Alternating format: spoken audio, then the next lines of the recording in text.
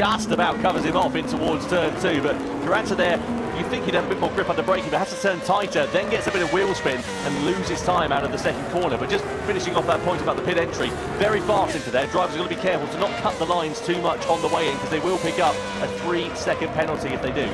Yeah, I mean, we, again, something that I practiced a bit earlier on is how fast can you box these cars? Very fast, it is the answer. And it is a very narrow margin to get through it at that speed. So, on board with Valerio Gallo then in this F3500, 800 horsepower sitting behind us. A little bit intimidating. So, nice and easy in that lap. But it's just spinning the wheels in third gear. That's how much power these things have. Towards the hairpin now, laid down the ranks, machine gun down through the gears into second for traction on exit. Try and get as nice and clean exit as possible, and then set yourself up for a sixth opportunity on Sasaki in front, which Gallo is doing. Gallo moving forward now, and Sasaki starting to falter a bit on that medium tyre. Not the first time that we've seen this F3500B in the Gran Turismo World Series. We had it, of course, earlier on this season, and also last season as well, for that matter. On that occasion, it had the V8 engine in it. This V10, a little bit more torque, a little bit more power, and it's just that bit trickier to drive on the limit. That's why you're seeing drivers getting wheel spin and just sliding the car a little bit more. You can see Gallo there parking his machine on the apex of the corner. Takes a bit of a slower line through that first turn, and then subsequently slows up through turn 2, but he can afford to do that. You don't have to send it around the outside. He can't really get it for Adriano Carrazza there. But Gallo now just looking a bit more vulnerable than he was, and Carrazza again seeking the opportunity to pounce into the middle sector to Dander move on the inside. Carrazza just decides that discretion is the better part of valour, but he has sent its case of when and not if for the Brazilian to try and attack against the Italian. He's been flirting with the idea over the last couple of laps or so, and again he closes up onto the back of him as we come through in towards the hairpin bends.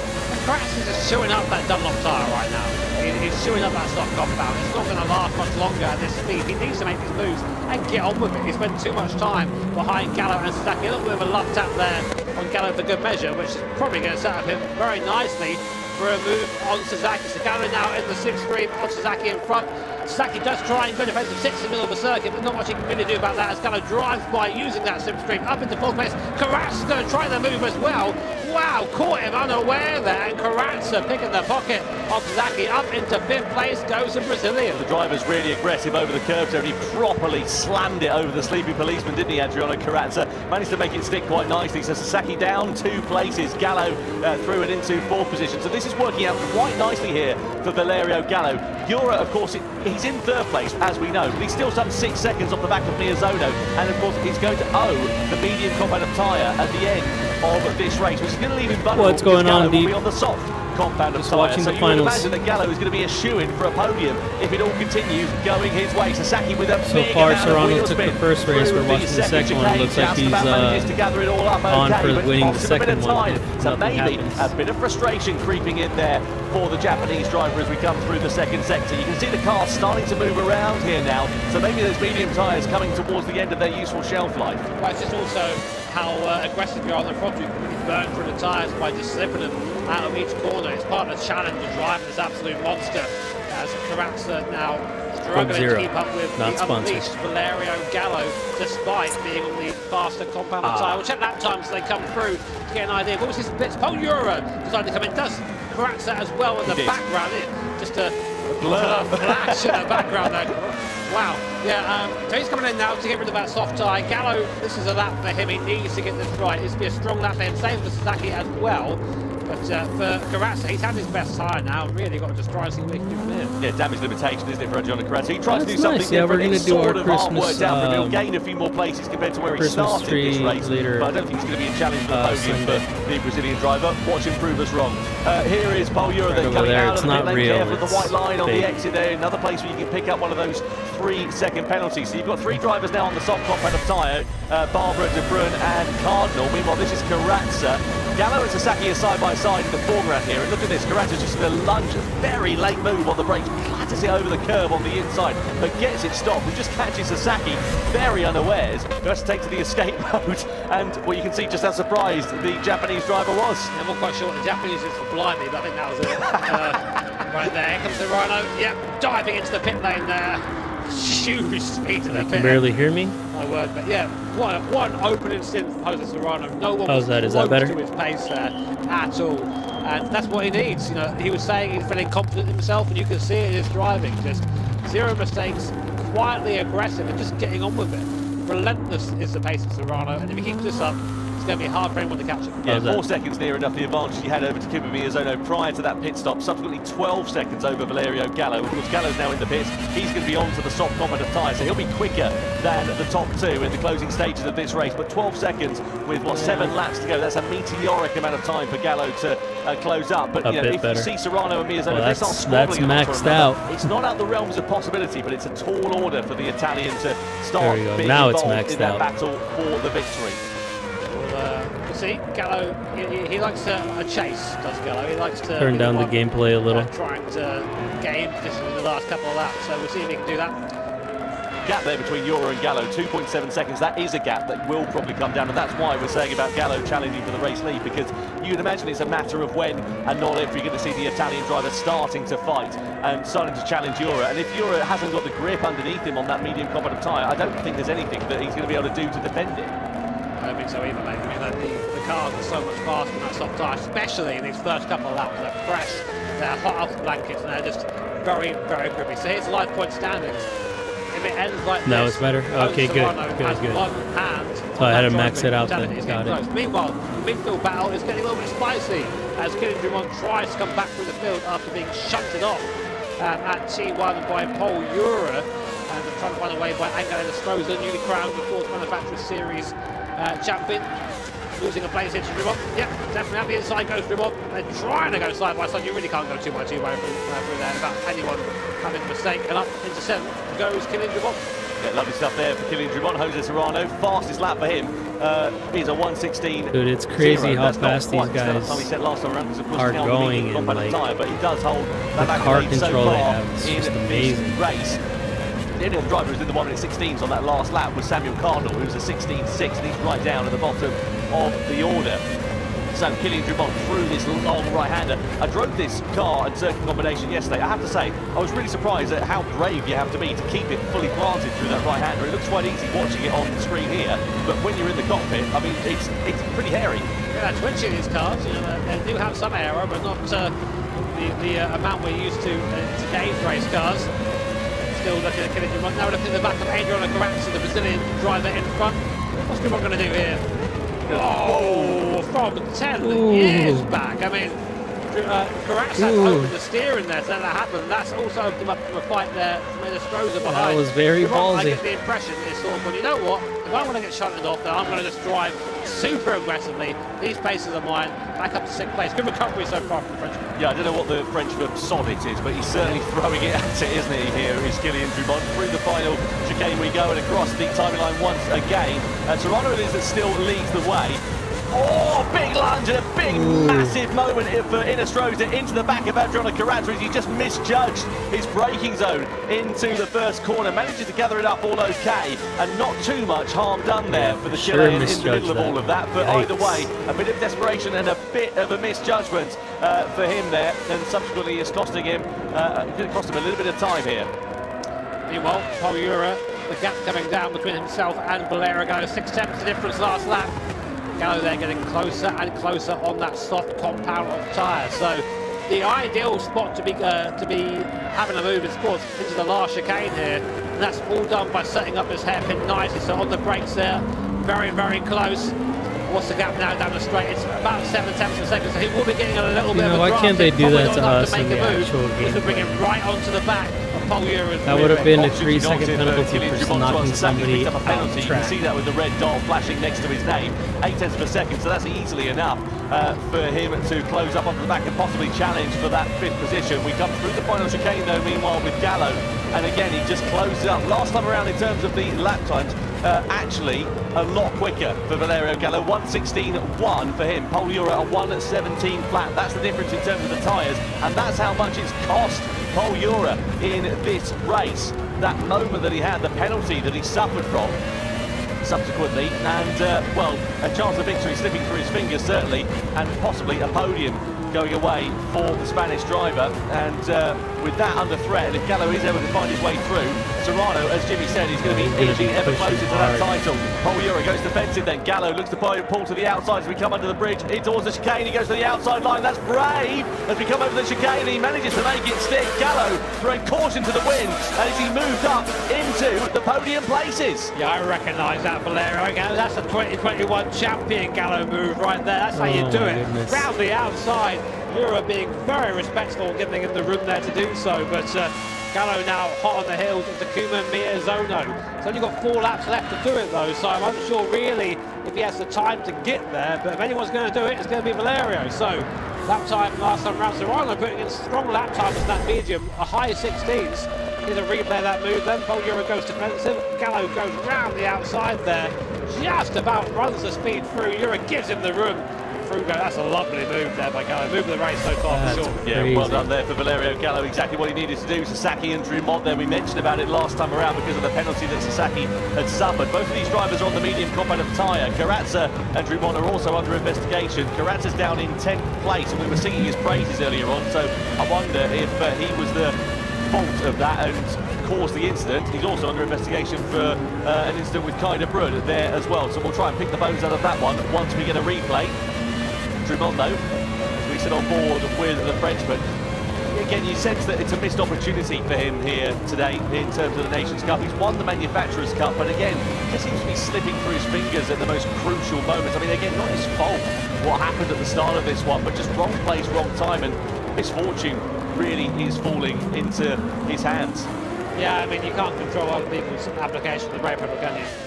It's unfortunate for him, but what you've got to do is get your head down and do the best you can with what you've got, and Drumont is doing that. Now stalking Sasaki, trying to get back up into the top 5. Not close enough to do it here, but again, edging ever closer to the pace. Very strong from Drumont right now. Actually, I think one of the fastest cars on track, so what could it be, mate? Certainly could. Let's have a look then at Kylian Drumont. Sasaki goes to the defensive line at the first corner.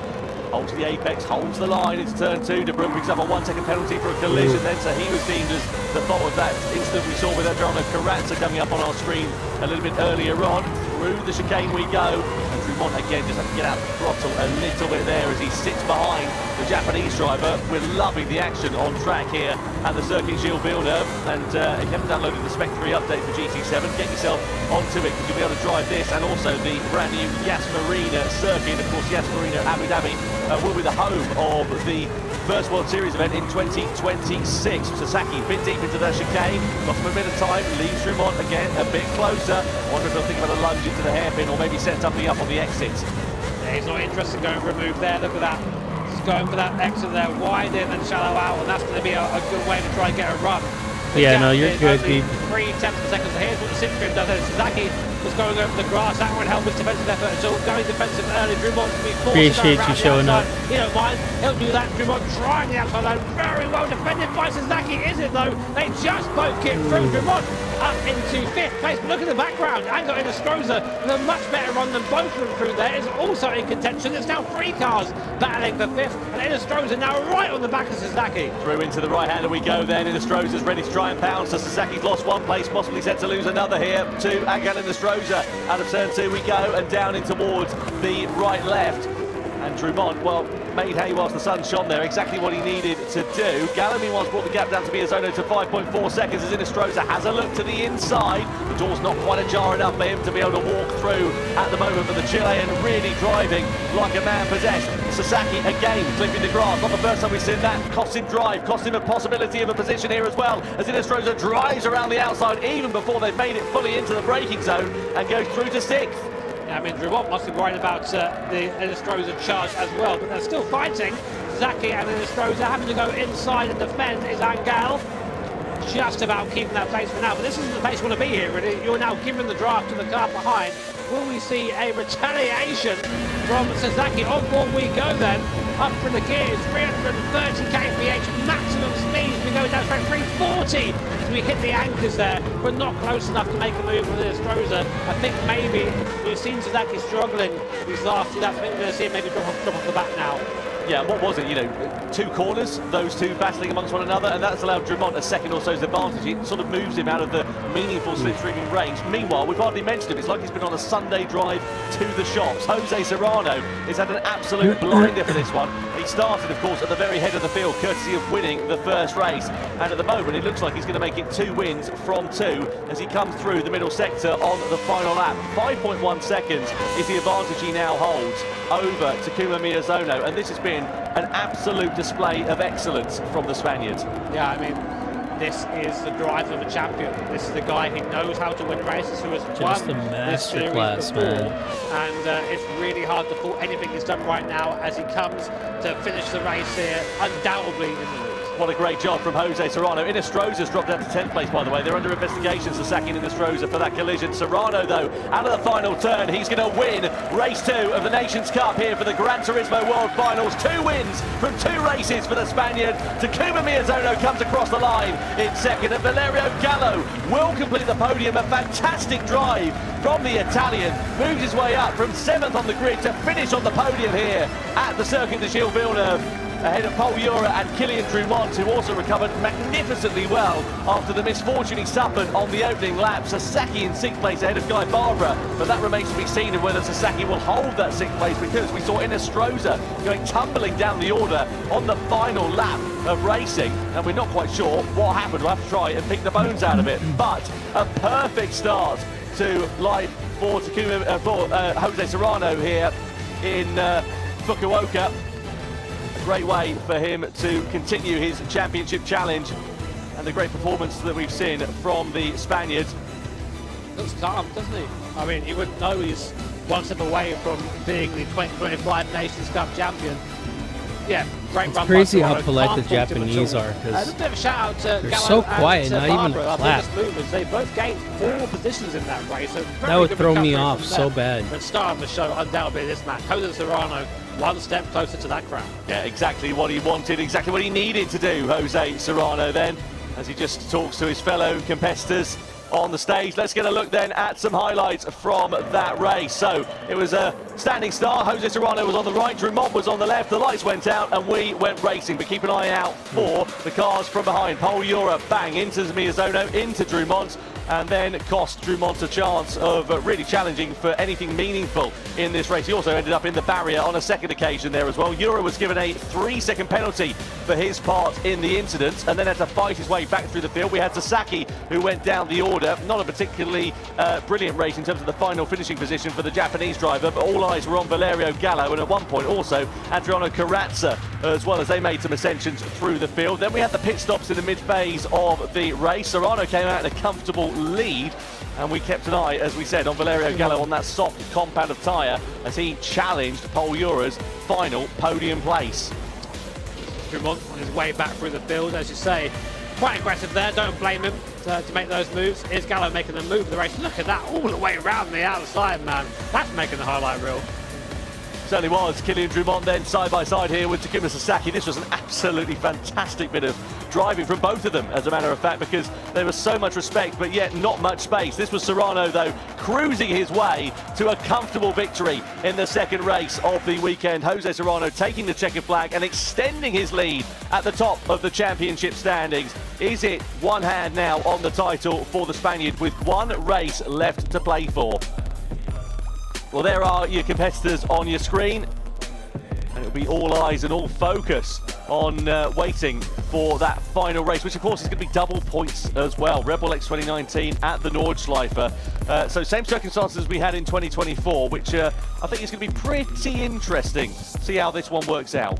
Yeah, I mean, like, there is a big gap going into this last round here.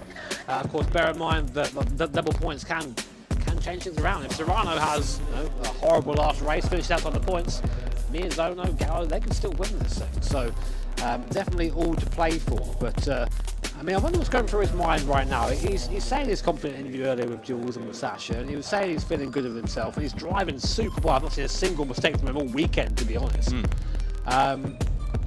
But it's not all done yet. The pressure must be building. Now, that's the thing, isn't it? Is you end up in that situation where the pressure builds, and it's that one simple mistake that can cost you. You know, if he makes an error on the opening lap of the grand final and drops himself down to 10th place, or you know, whatever it might happen to be, then suddenly, again, the incident is completely turned on its head, and that championship, which looks, you know, pretty good at the moment, is not so good. You know, it means that the situation is completely different.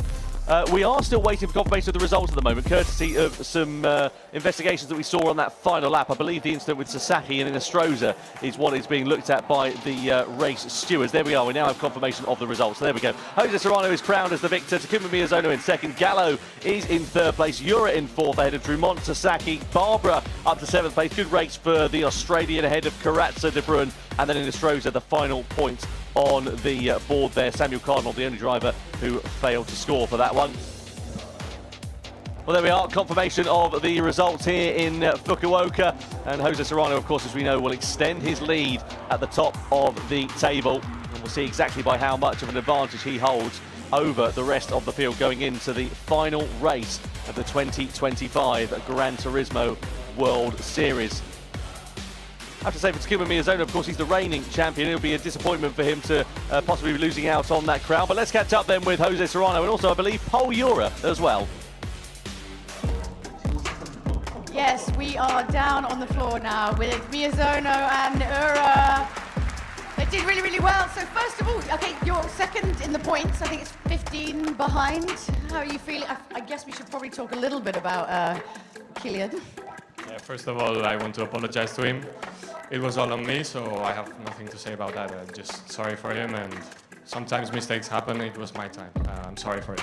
Yeah, no, it happens. It happens. まあ今ね15点差で2位にユラ選手も入ってるわけですけ Yeah, れ it ども、 happens, まあ最初 but のね he doesn't look too damn happy now, わ does ざ he? とじゃなくて、まあThat look 人がまあこういうふうに起きてしまう自分のミスだった yeah, ので whatever, 本当に謝 man. りたいと思っています。And with Miyazono, he's 1 point behind Yura, so third in the championship. 16点差、まあユラ選手と1点差だと思うんですけれども、チャンピオンシップ3位。どうでしょう、ここからあと2レースありますが。はい、もう次で最後なんですけど、そうか、もう次で最後だ。そうだ。もう正直ポイント差が大きいので、優勝はかなり厳しいと思うんですけど、今年最後のレースなんで、いいところにして、少しでもいい順位で終わりたいと思います。So the next race is the last one. Point difference is quite huge, so I'm sure winning is not that easy, but I want to show my best to to the audience for the final race of the year. And Paul, one question for you, which was yesterday when we were talking to Jose, I was asking him about like if he's coming up to you, does he go as aggressive as anyone else? And he was like, no, I'm easier. But I feel like now, is it kind of, I mean, it's the final race. If it comes to, are you just gonna, I mean, I know you got like your Spanish brotherhood, but I don't know, it's the last race of the season. Are you gonna fight super aggressive? I mean, I don't think being aggressive will even solve the championship, as he's got a big margin already. So yeah, but I mean, I always try to race respectfully with everyone. From my side, there's always respect, and I think from his side as well. So, and yeah, for the final race, it will be the same, of course. はい、まあポイントが Diplomatic. すごく外交的な外向きの答えだねっていうふうに言ってましたけども、っていうのはポイント差が離れてるけども最後アグレッシブにいくかどうかということですけれども、まあでももちろんそのね同じ国ということでリスペクトもあると思うんですが、ユラ選手は常にですねこうやって自分はリスペクトを持って、フェアでいこうというふうに思っています。でセラノ選手も同じだと思うので、まあそういった意味ではアグレッシブにいってもチャンピオンシップを変えるほど、ではポイント差が小さくないので、レースをしたいというふうに言っていますけれども、まあそれに対して外交的ねって言ってますけれども、素晴らしい、スポーツマンシップですよね。拍手をお送りください。さあ、and for 宮園選手、最後素晴らしいレースを、ディフェンディングチャンピオンとして見せたいということですが、どんなレースしましょう。去年、最終ラップいい形で終われたので、セラーノのレースは壊すことなく、最後理想は2人でバチバチのバトルができたらなと思ってます。はい。So the final race, I don't want to ruin Serrano's race, but I want to fight side by side until the final lap in the final race. Just give him a good, nice, fun, slightly, little bit of shoulders, yeah. ちょっと肩同士当てたりとか、ちょっと。Just yeah, you want a little bit. いやもうちょっとねちょっとはい、彼の今シーズンの頑張りはちょっと台無しにしたくないんで、まあそうですね。あんまり接触とかないようにレースは進めれたなと思ってます。I don't want to, ruin his hard work of the season, so no collisions, Yeah, okay. No, of course not. I was not suggesting that at all. I was just make it super fun. 楽しくしてほしいだけなんです。Right? Anyway, I think we've tortured them enough with questions. Yeah. Let's go back to Tom. Yeah, thank you very much, Sasha. Thanks to Jules there as well. So Jose Serrano, imperious form. Let's not forget 5 points was the advantage that he had going into this one. And, well, I mean, he's had the perfect weekend so far. Look at this. 41 points he now has at the top of the table. So a 15-point swing going into it with 24 left on the board. Yeah, a bit more of a reaction that time, wasn't there, Tom? He was a bit more, you see him a bit more out of breath. He's definitely won this there, but 2 wins so far. Can he make it a clean sweep in the grand final? It's going to take a lot for Euromir, Zonal, or Gallo, or Drummond to dethrone Jose Serrano, but anything can happen at the GT World Series events, and it does. Certainly does, yeah. I'm looking forward to seeing how this one is going to work out, because it is not all said and done. Just a reminder, of course, double points for that grand final. So a maximum of 24 on offer compared to the 12 that we've had in race 1 and race 2. And look at Eura's second place. It's very much under threat from Takuma Miyazono. Gallo's pushed himself right up there as well as Drummond, who still, despite the dramas he suffered in that race, is very much in contention in 5th position. Yeah, I mean, there's something there. I mean, there's definitely the podium up for grabs. 2nd and 3rd is by no means settled at this point. Even Sasaki, to say on the outside chance there, could have a chance to do that. Yep, absolutely right. So there, the grand final is about to get underway. Let's go down to Jules then and catch up with Igor Fraga. I'm now joined on the floor by the Super Formula driver, Igor Fraga. It's kind of cool to hear that, right? Yeah, it's cool. It's cool. Yeah. I mean, obviously you would understand what these drivers up here are kind of feeling now. But we thought rather than, give them some advice that they won't pay attention to right now because they're focused, we thought it'd be really cute to show just how long you've been into racing for. So I spoke to your mum and she sent me some pictures and videos to show them. Oh, wow.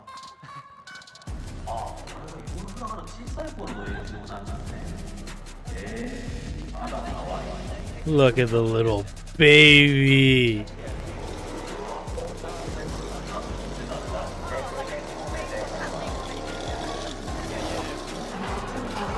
なんか僕のレースキャリアをちょっと振り返るというか、なんか僕のお母さん、家族が送ってくれた I just didn't switch screens until right now. 昔からプレイしてた動画とか、Yeah, but it looks like everything's working 今年の just スーパー fine. フォームラの結果も踏まえてちょっと自分の Oh, look at the little 歴史という baby. かを見せてるものみたいです。はい。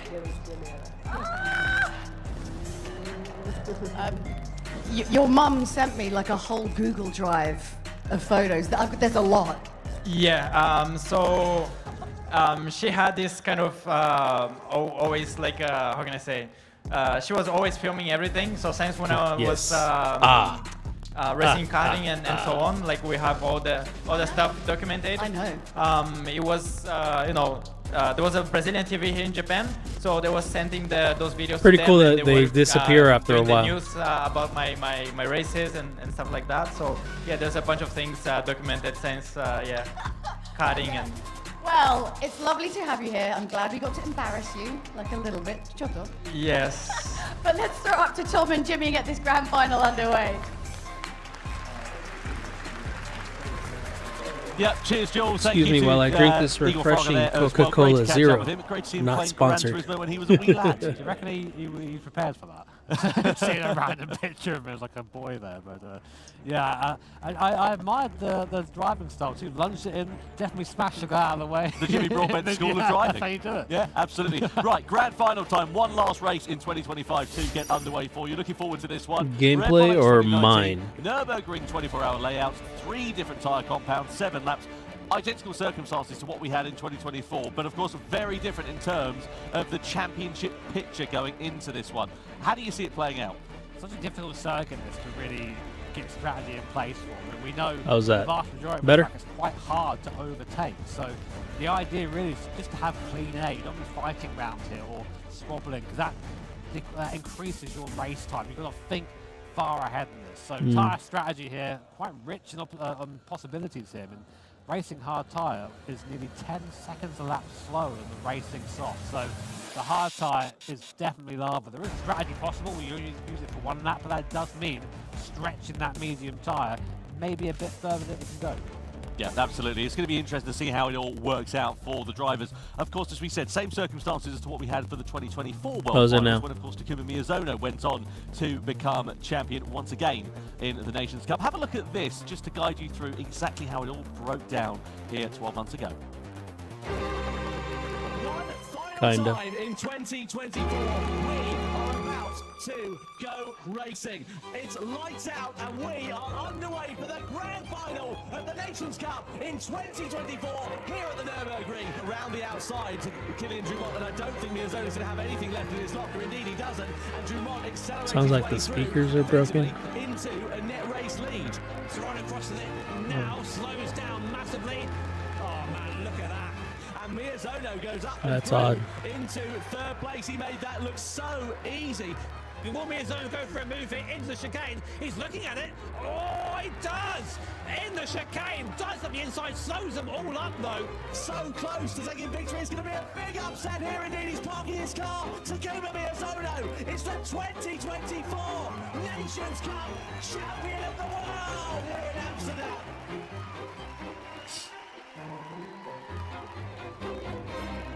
Yeah. Well, I think my vocal cords have just about recovered from that one. Winning predictions, Takuma Miyazono. Doesn't seem to matter what he does, he always gets the lion's share of the votes. Yeah, we see this. It's just a huge amount there. I mean, Gallo supporters, I admire you. It's not looking good for Valerio right now, I've got to say. But Jose Serrano, of course, our leader right now. Only 15%? What's that about? Where's the faith? Yeah, I have to say, it does seem not like a foregone conclusion for Jose Serrano, because, of course, it is double points for this, the grand final.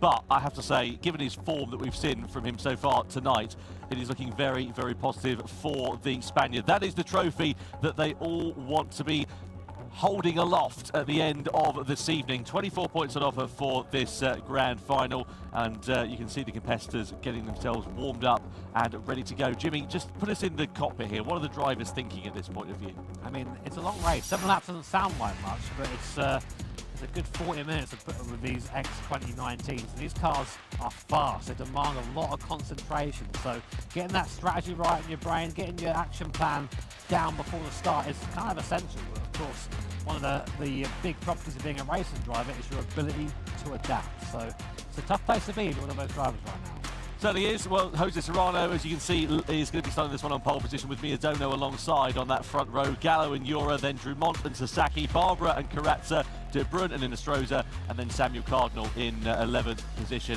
15 points the advantage that Jose Serrano has with 24 left on the table. And the Red Bull X2019 competition is the machine that the drivers will be piloting. 816 horsepower with 650 kilograms of weight. It's fast, it's aerodynamic, and it's a very tricky car to control on the limit. Especially around a circuit with curbs about the height of the car. Don't be touching those in that thing when you find yourself going to space, not in a good way either. So we've seen Serrano, he's good in these cars. Miyazono's good in these cars as well. It's a very different vibe from last year. Of course, Miyazono went in kind of the favourite last year. Serrano, we saw a couple of penalties, caught up in some things that weren't really in his control. So the race can go away from you if you're not careful there. But you have to think the momentum behind him now must feel quite different going into this race this year, man. It is interesting, isn't it, how the sort of tables have turned. Serrano, as you say, on imperious form so far here today, no question about that. Paul Yura, his compatriot on the other side, a bit messy and a bit scrappy on a couple of other occasions. Anyway, we're not far away then. Let's get ready to get the grand final underway for the Nations Cup. Yes, it is just about time to start the grand final, and as we were saying, it's double points, so it's still anything can happen. ダブルポイントラスト何が起きてもおかしくありません最高のレースを見たい方は拍手を Yes! I'm ready, the drivers are ready, this is the last race of the year in the series, let's go! Let's go! 行きましょう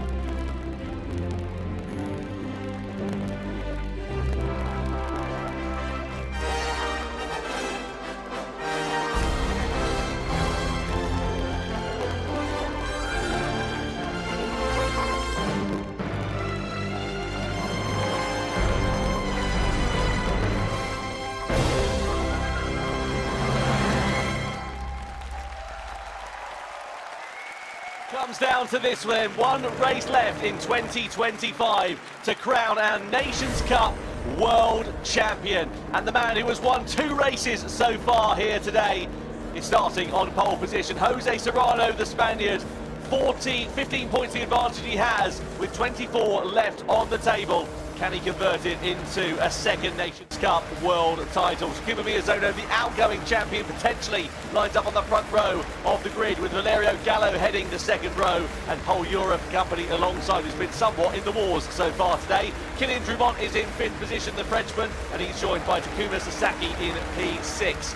Next up on the grid is Guy Barbara, the Australian, who made some good progress from where he started in that second race. He's got Adriano Carrazza for company. Then it's Kai de Bruin lining up in 9th position, who's had a bit of a job today at the office so far. Akelin Estroza completes it with P10, and the grid is rounded out by Samuel Cardinal, the Canadian driver, in 11th place. Now, of course, we have 3 different compounds of tyre, and the top 4 starting on the softs, the rest are on mediums and hards. Yeah, I mean, expected really. We tend to see the drivers hurry up the grid, go on those soft tyres and try and break away, but the last race here of 2025, all to play for here in the Nations Cup. Jose Serrano leading the field. He'll love that. We said before, he likes leading in the front. He's proved that already today in 2 races.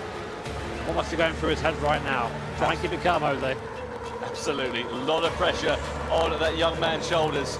Takuma Miyazono there in the middle of your picture as well. He would love to retain that crown, but it's going to be a fairly tall ask for the Spaniards. For the Japanese driver. Let's wait and see, with the Spaniard, of course, lining this one up on pole position. Valerio Gallo's been on great form so far this weekend as well. Let's see how the Italian can turn things around. The former Nations Cup champion himself. For one final time in 2025, we go racing as the grand final for the Nations Cup is underway. Jose Serrano leads them across the line with Miyazono, Gallo and Pole Europe for company. Into the braking zone, we see Miyazono lunging his way up the inside of Serrano. A bit too late though, and not quite enough for him to attack and take the position away, with Gallo looking for a move on the inside but not quite able to make it as well. So Serrano it is that leads from Miyazono, from Gallo, as we come through the first part of the opening lap. The car snaked down through the Grand Prix version of the circuit here.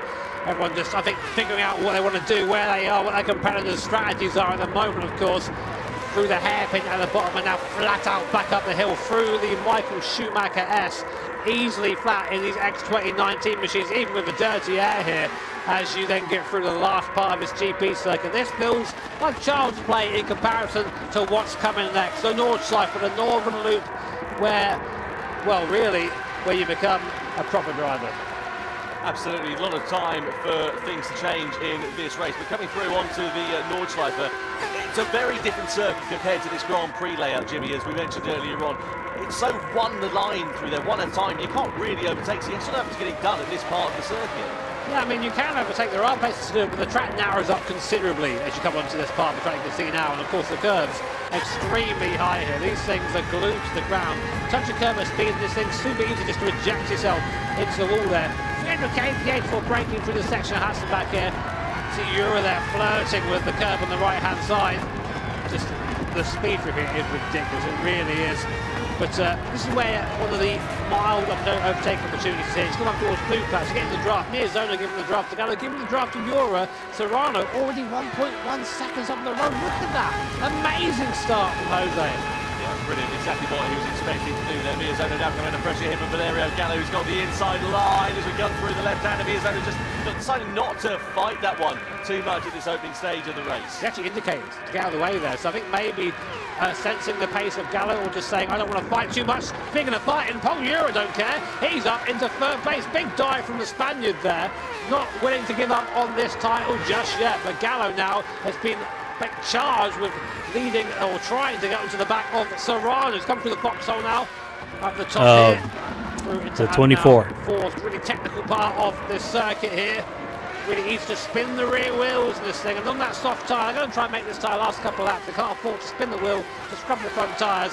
It's all about precision and making sure you keep those tyres happy. And that's the thing as well, you've got to be very careful about how you play this strategy. If you go for an aggressive one and you decide to go an extra lap, I mean, that's different if you're competing at somewhere like Spa or the circuit you'll build over. We've seen here tonight already, but here at the Nürburgring, of course, it's a very big circuit. You can't really afford to take that gamble. You've got to be a bit more planned. No, if you have a mistake here, you go on the grass, there is no runoff. You just go straight into That's that such a great barrier, movie. and it's never a small crash at the Nürburgring. Super underrated. These guys will have that in the head and come now down to the midpoint of the circuit, down towards the town of Adana. You can just see it there in the background. Another bit of curry juice on the right hand side. You can get in your restaurant. Oh, I don't. Yeah, you learn to avoid that after a little while. But up through the hill now towards Bergwerk, when Nicolauda had his huge crash a long time ago now.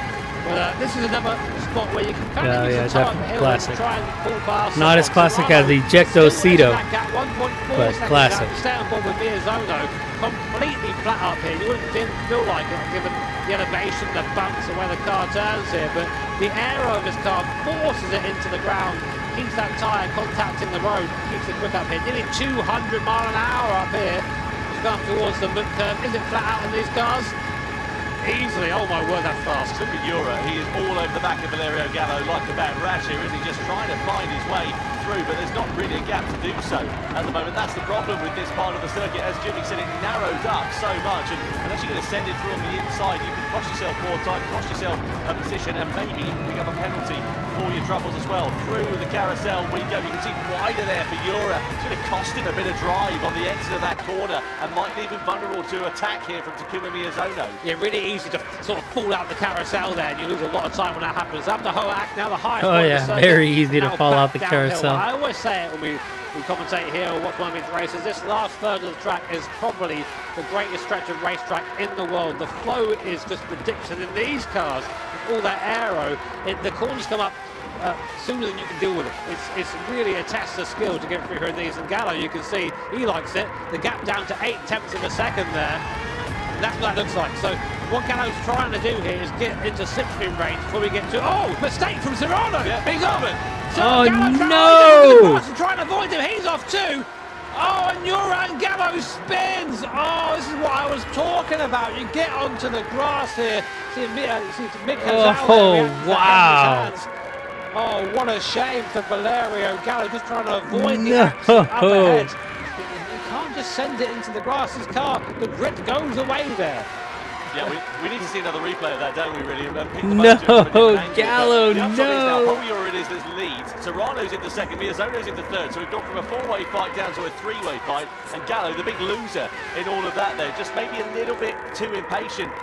Courtesy of the mistake that we saw being made there from Jose Serrano. The upshot is now that these three drivers, as they come onto the Nottingham Hill for the first time, are all nose-to-tail with one another. Jura, the driver who, of course, is got a hole being made in the air in front of him, with Jose Serrano now alongside as we go side by side with each other. Serrano back through and into the lead once again. Takuma Miyazono in third place, looking ready to try and pounce there as well. What it has done with Kylian Drumont, etc., has brought them just a little bit closer, and I wonder if later on that might prove to be a bit of a difficult time for those drivers, because of course they've just lost a bit of time that they would have otherwise have had in their pocket towards the end of this first lap.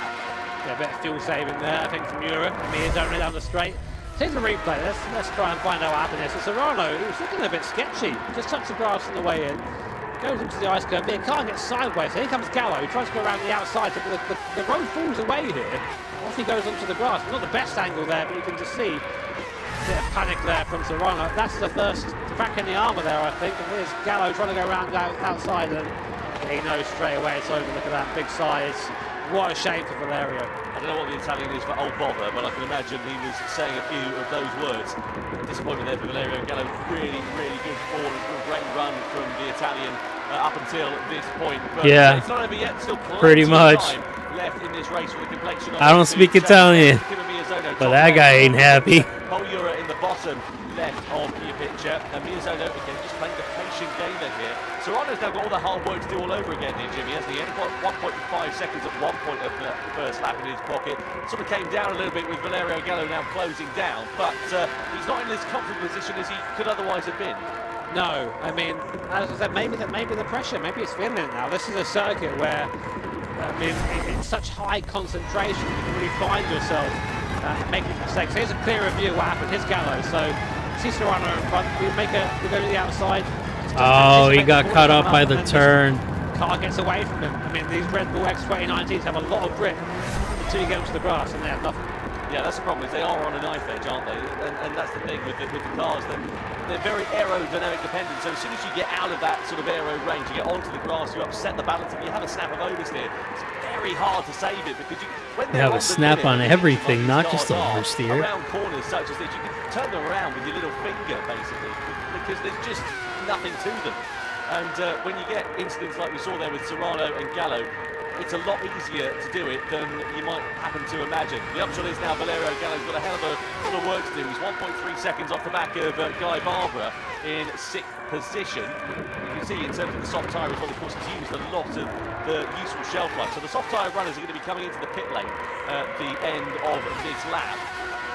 Let's see how this one is going to work out then. Kilian Drummond watching 7.4 seconds off the back of them, so it's okay for these top three at the moment. Nothing really for them to worry about. It's not like the medium top runners are sort of bearing down on them, but now it's nothing too concerning at this stage. There's a downside for leading Serrano there, as used more fuel than anybody else, and that will affect his pit stop time. So if they all boxed as they were now, he would come out behind both of these guys. So He's chosen to go strong to lead for now, but I just wonder if that for this race is going to be ideal for him. But to be honest, Serrano doesn't need to win this race. It would be nice for him to win it, of course, and have a Grand Slam here. I don't think we've had a Grand Slam since Mick Hazal a long time ago. It would have been 2019, something like that. It's been a long time, so if he can do that here, almost went too wide. Ridiculous, but ultimately he doesn't need to win this race to walk away with the Nations Cup championship. Fans watching on here in Fukuoka, what a fantastic venue this has been for our World Finals. You see Kimi is over there, big amount of understeer through that right-hander, and it's just cost him a few tenths of a second or so. He's starting to drop back, not out of the range of those top two, but they're now beginning to push on a little bit more. Half a second or so, 1.1 seconds it was up to, and is now up to for Takuma Miyazono. So why is he losing touch here between Jose Serrano and Paul Ura? Are they just pushing on a bit more? He just made a mistake. He made quite a big mistake there coming out of Atlau, and because he did that, he lost the slipstream. The draft is worth a lot round here, so Ura currently enjoying the benefit of being close to back of Serrano. Basically like a free, it feels like a free 50 horsepower when you're in the draft. It really is a massive effect, especially in these cars that are so aero dependent.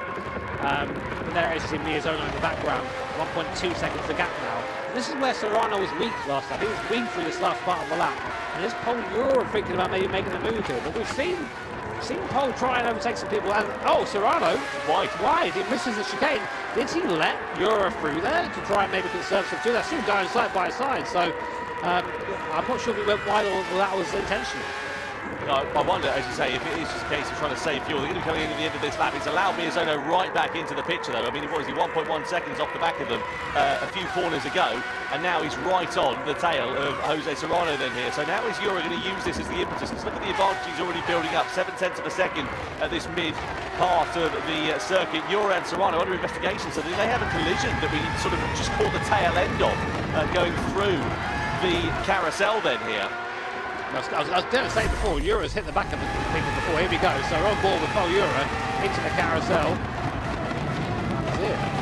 Serrano's deep out. There was a bit of contact there, but Serrano had already made the mistake at that point. Yeah, I mean, I think it's fine. I think it's sorting itself out. Yeah, Ura there just trying to keep his calm and focus, really, to be honest. Now in the lead of this race and trying to extend the advantage over Serrano. I suppose the one advantage here for Paul Ura, maybe he can afford to do it a bit more, because Serrano, of course, has expended that bit more fuel. He's got. I don't think so. I think they're just going to leave it as a race incident. Come back to bite Serrano a bit later on. Yeah, but the point is, Ura trying to spread that gap here is the worst. Serrano's the one that's got to focus up, man. In the draft, and he's just used more fuel for nothing. So Miyazono looking the best out of the leading three, fuel-wise. He's using the most fuel. Expect to the box into this lap. Serrano there just driving back through in a straight line, using that slipstream, using that toe. Here comes Miyazono. He might try and get both of them in for a life. You can see just the gaps there in the back. What a shot that is all the way down the Gonjaho. Huge straight here. A bit of a time to relax for the drivers, but not for these guys. So they're door banging, whatever constitutes the wow. This thing down the straight. And Miyazono up into second place. They're all going to be piling into the pits here, Tom. But the question is, onto what tyre? Well, that's the thing. Surely they're all going to have to follow one another in terms of the strategy, going on to what you would imagine would be the hard tyre or the medium tyre. Yeah, they're all going for the medium. No, yeah, even if he goes into second, he'll still win, but right at the very end. The idea being that they can. I want him to have the hat trick. The rest of the field in the first 2 phases of it. See how it all works out then. So Serrano and Miyazono, and Serrano's actually decided to be the outlier of that. He's got the hard tyre in the middle stints of this one. So it depends now for him what he can do on this hard tyre. What he needs to do really is keep in touch with Miyazono and Yura, because he's going to be on a slower combative tyre. If he can limit the damage as much as possible in this middle phase of the race and keep within distance, then he'll be in a great position to attack in the closing stages of it. So Serrano had gone to the hard tyre, but he opted not to take any fuel there, whereas Miyazono and Yura both took a good chunk of fuel so they can push a little bit harder. There's a gap, but Serrano, of course, in that hard tyre is it's about 10 seconds to lap slower than the soft tyre, about 6 or so slower than the medium. So really interesting. What else I found interesting is, well, I didn't realise this until now, basically, is that when you select your tyre you go onto, it becomes visible here. And both Miyazono and Serrano waited until the last possible second to show their tyre to each other, because they're like, right, we're in a fight here, and they both went separate ways. So really interesting. You cannot believe the amount of mental arithmetic that's going on for these drivers in the race. They are literally thinking at 100 miles an hour whilst they're doing a couple of 100 miles an hour. Well, this is the thing about sim racing, right? I think where maybe these guys don't get their credit is they're not only drivers, they're also their strategists, their own engineer as well. They're checking things like weather. They're doing everything in the car, whilst, as you said, just wrangling this thing around, in my opinion, one of the most challenging circuits in the world. So they're their own performance coaches as well, give themselves a rub down after the race. Well, I mean, what they do in the hotel room is completely up to them, Tom, but we won't cry. Lap 3 out of 7 we're on then. Kylian Drumont it is now that leads the race. You can see the top 4 runners are yet to pit at this stage of the race. There's Drumont, Sasaki, Barbara and Karatza. They're all out of position. So Serrano, he's your effective race leader at this point. He's made the pit stop and he's in a nice Euro area. beats. 20 seconds he's got over Adriano Karatza. That's working out quite nicely for him there so far. 5.5 seconds though, it's a gap between himself and Takuma Miyazono. Now, if we were on a traditional circuit... Who's Serrano? No, he's got plenty of fuel. I think what he's doing is he's trying to make the tires last longer with the lighter fuel. Length of this circuit, and well, Takuma Miyazono sitting there in 6th position will be right on the gearbox of Jose Serrano, I'm sure, before too long. And of course, just to remind you, Serrano did not take any fuel in this first pit stop of the race. On board we ride meanwhile with Takuma Sasaki. So he and Drumont are up 4 places from where they started. They're on the medium tyre, so presumably they'll be coming in at the end of this lap and changing over to either the hard or the soft. But they're involved in a battle for position, really. It's not a battle for the podium positions at the moment, although, of course, I know it is, but like relative to everybody else, once the pit stops all work out, you can see Sasaki just threading the eye of a needle as we come through in towards this right-hander. Such a fast and frightening part of the circuit. I mean, you can say that about pretty much every corner of the Norris Slifer, couldn't you, really? It really is one of the 7 wonders of the racing world here. Going to go back down towards, and now Drumont now leading this race. He led this race last year. Serrano's on the hards. Alternative strategy though. We know Kylian's good round here. Kylian's good in his X2019s as well. Sasaki doing very well to hold on there. Look who's in the background. Guy Barbara, this guy, man. So technically, the people in the medium tires are going to pit before he does. That's where, realistically, he'll make up his time. How hard Guy Barbara's had to work just to get qualified for the Gran Turismo World Series in 2025. And of course, we've got the same 12 drivers over the course of all of our events so far this season. So a credit to him. And unfortunately for Guy, the results just haven't really fallen in his favour for one reason or another. Some is fault, some is not his fault. And we do hope that it's not the last we'll see of him in the GC World Series. He sits there in 3rd position at the moment. Once the pit stops all work out, he'll be dropping down the order a little bit. But for now, he can just sit there and enjoy watching what is unfolding in front of him. This battle for the race lead between Kylian Drumont and Takuma Sasaki as they head their way in towards the carousel. This is where we saw the drama between Serrano and Yura a few laps ago. On board we ride here with Takuma Sasaki then. This is the view he's got in front of him of Kylian Drumont. Just listen to the throttle as we're coming through this part of the circuit. Look how smooth he has to be. I don't know if that's what he's going to do, but he had a couple of goes of that though. That's one strategy. What you see about this part of the course on your screen there, just how cambered it is. It's so important to put the car in the right part of the road. Otherwise, your car almost magically understeers. It's something that comes with experience for sure. These guys have that in spades. Drumont there, I think, Maybe it's a little bit quicker for this part of the circuit as we come into Bridgesham here, up towards the ice curve. Cool surface in the wet, the thing is lethal through here.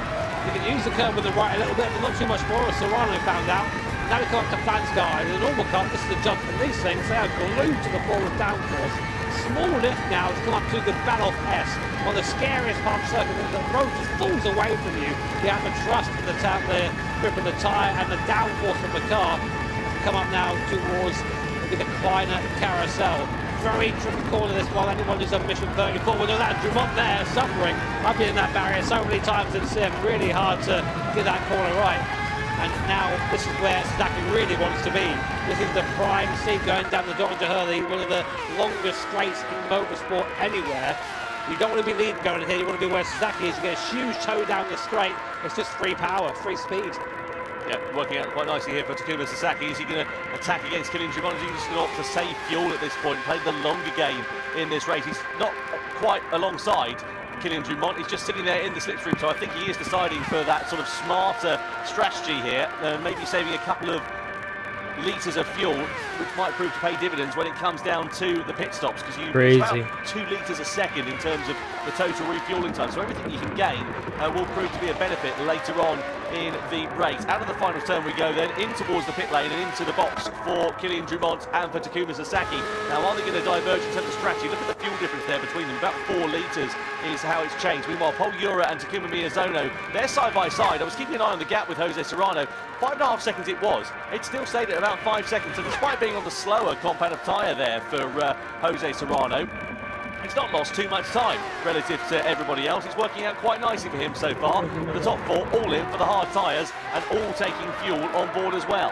Yeah, I'm interested in the lap times there. As you say, that's a nice lap there, but of course, only really one lap, I think, Serrano. I know he's opted to go for another lap on that tyre there. I thought he'd come straight in and get rid of that. So the medium tyre, what I tell you, not as good as informed. And Serrano's last lap is 6:54 compared to Paul Ura 6:58. Well, sorry, Jimmy, if you're new to the GT World Series and you're wondering about tyres, the hard tyre, it's the most durable tyre, but it offers the least grip. The medium somewhere in the middle, and the soft tyre, of course, is the quickest tyre because it's softer, it's grippier, but it wears out a lot quicker. So Serrano here, as you say, Jimmy, he's going for the hard compound of tyre. He's playing a different strategy now at this point, which I guess in reverse of that is going to then mean that he's got medium tyres are a bit fresher towards the end of the race. I mean, his sectors are good. His sectors are really good. Like, he's keeping that car alive. I mean, he's not as fast as Ura Miyazono, but he's fast enough to, as you say, to put himself in a good position for his final stint. Anyway, on board with Valerio Gallo, recovering, of course, from that incident at the start of the race. Valerio loves the Nürburgring. He's really quite fast around here. Goes to move on Dumont. Nice. That's the tyre advantage right there at the inside. The Dumont can do nothing to just allow the moves to be made. In the background, look behind Dumont, look who's caught him. That gap was 3 seconds for their box. Now, Guy Barbara right on the back of Kylian. That was a clean overtake. Guy Barbara last time around, a pretty competitive lap time considering where he was in terms of. Oh no, yeah, he definitely has to. As you say, an opportunity knocks here for maybe a top 5 finish, and that'll be a lovely way to bookend what has been a tough season for the Australian driver coming into this event. He only had 1 point on the board, so he's adding a few more to his tally, is Guy Barbara, but let's see how many more he can add here in the grand final, which, just to remind you again, is double points. 24 is your total. That's the maximum that you can get for this one. At the moment, Jose Serrano has won both races, has scored a maximum of 24 points in both of those, and could be set to add more to his tally and absolutely dominate the Nations Cup here tonight. Serrano, well, he just set a purple sector, and then Gallo to get away there. But on that hard compound tyre, Serrano's flying that hard tyre. Did you hear what he said? On hard tires, Serrano hit the fastest lap. Certainly not with Jose Serrano. That much is for sure. He's just not for long, but on hard tires, man, that guy is something else. Many times drivers, they flick it onto the hard tyre and then they really struggle. Sasaki's just about to allow Valerio Gallo through. He's got the indicator on, saying pull to the left, go and overtake us. I'm not going to fight this one there too much. And Gallo goes through and up into 4th. Now, funnily enough, if you did that at the ring and you indicated that way to points as opposed to which way I'm going, you get told off. So, tut Sasaki. Learn your NLS regulations. I'm sure that will come in useful. Jose Serrano, you can see the live points rankings on your screen at the moment. It would give him a 19-point advantage over Pol Ura if the checkered flag was thrown now, but still plenty of time for this race to adapt and evolve. Yeah. Miyazono there. You and me both, man. So You and me Gallo, both. who's in fourth position. He is in a good place here to move his way up, possibly into the top 3 positions in terms of the final order. What's he on at the moment? It would be 37 points if the checkered flag fell now. So he'd have a 4-point deficit to Takuma Miyazono to overhaul him for third. He's got about 8 seconds to make up to do that time right now because of that spin earlier on. So the thing is, he is catching. But is he catching quick enough? So it's going to have to be a hell of a stint here from Gallo to try and upset that top 3. There is your leader right now, Jose Serrano, looking cool, calm and collected. This man 3.5 laps away from his first individual Nations Cup win, of course, part of Team Spain for 2023 when we had that format. But I really do think there is he must be having those thoughts now, must be starting to think about it. So if we look at Takuma Sasaki, Kylian Drumont, etc., all those drivers who are sort of in that mid-bubble, as it were, at the moment, how do you turn your race around at this point? You're sort of sat there a bit in no man's land, really, not in the podium battle, not, you know, on the fringes of the top 10. What do? Do you throw something different at it? How do you change your race and give you an opportunity to maybe fight for a podium? Miyazono's got to pass him, man. You are committed to your plan. They're going to wait for that really straight. What you're doing. You're locked in. So all you can really do is, fuel is probably where you're going to make some dishes up in the pit lane or somewhere else. But otherwise, just drive better, go faster. As my good friend Coyne would say, wheel harder. On board here we are with Kylian Drumont. Look at him feathering the throttle through that right-handed. The problem with these cars, of course, they're very aerodynamic dependent, and he's in the dirty air all the way through this mid part of it, so he's costing him front downforce as he runs his way through this medium speed set of corners. So you just won't have the same grip as you would do for Takuma Sasaki, who of course is up front there running in clean air. You can see there Sasaki making a couple of little mistakes through there, and they are little mistakes, and again they're wide that brings it, and it just allows Drumont to get out a little bit closer, not troubling a lot of these apexes of Sasaki. I think he's just hanging on for dear life through here, as it feels like to be honest when you drive through here. But Drumont's getting ever closer. This section where it's so fast, it almost acts as a straight. I know that sounds silly, but it's still getting the toe. You're just having to try and keep the car facing the straight away, keeping full gas as you come down to this next section of corners. The gap is 8 tenths per second. That is close enough for a draft down the straight. So looking at Kylian Drumont then, just up in front there is Takuma Sasaki. He's still there. Yeah, it certainly is Guy Barbara. He's not hanging about this. He's driving like he's left the gas on, isn't he, in this race, old Guy Barbara. And good to see him having a good run, as we've said a few times there now. And he's right on the coattails, or closing up onto the coattails of those drivers in front. Look at Serrano in terms of the fuel, 2 litres. Oh yeah, he's got to pit left. now. It's going to be close, isn't it? He's going to be surely lifting and coasting here at this point. What we need to do really is sort of ride on board and get an idea of the actual speed. Let's have a look at the gap between them. What's it, 5 seconds as it sits now? I think he might just be able to sort of coast it to there. But it's tight there. Very, very fine margins for Jose Serrano, and he just makes it in with 0 litres left. That is as close as you like for the Spaniard. I tell you what, he'll be clenching his way into that pit lane. I thought I heard him cough there about that last corner, but no. I mean, it doesn't even look like he cares about that. I was here thinking it was over for Serrano. Like, yeah, just part of the plan, man. It's but all in hand, all in hand. So it's going to be a long fuel stop for Serrano now. Well, a long yeah, it stop is. because he has to now fuel from 0 to the end of the race. So this thing's pretty thirsty as well. Unsurprisingly, it's a lot of power, a lot of downforce to push through that air. So it's a long pit stop. It feels like an eternity now for Serrano. Look how far they push him down the field, down to P10. But of course, everybody else needs to make their last stop. This is his last stop of the race. He will push to the end from here. And it's where he's going to emerge in the pack as well. What you want after a pit stop like this is to Is emerge he going in 100%? clear air. You don't want a car that's in front of you costing you time and downforce. And as we know, because it's so one line on the majority of the Nordschleife circuit, you're going to be hemorrhaging time. But thankfully for Jose Serrano, he comes out of the pit lane there in 11th position, so down in last place. But he's got, what, 13.5 seconds. So though he's down in last position at the moment, he's now in the effective race lead. All he needs to do is basically shrink that gap down to Samuel Cardinal as best he can on this medium competitive tyre, fresher tyres relative to everybody else around him, and he'll be fine. It's Yep. quite a long field stop. I mean, I don't think he put too much in. I mean, he knows better than we do, obviously, with his strategy there, but it must feel like an eternity waiting for that to go in. I mean, I've got to be honest with you, given I'd just stick a couple more litres in the car. Yeah, I mean, I think he's got it. We'll see. I mean, you know what happened to kind of Bruin last year, running out of fuel at the last corner, basically causing a pilot that cost Serrano a chance of winning the Nations Cup then. So I'm sure maybe he's thinking back to that, thinking, yeah, I'll put an extra litre in just to make sure. Yeah, no doubt about it. Speaking of Kyler Brun, actually, what a disappointing day he's had at the office.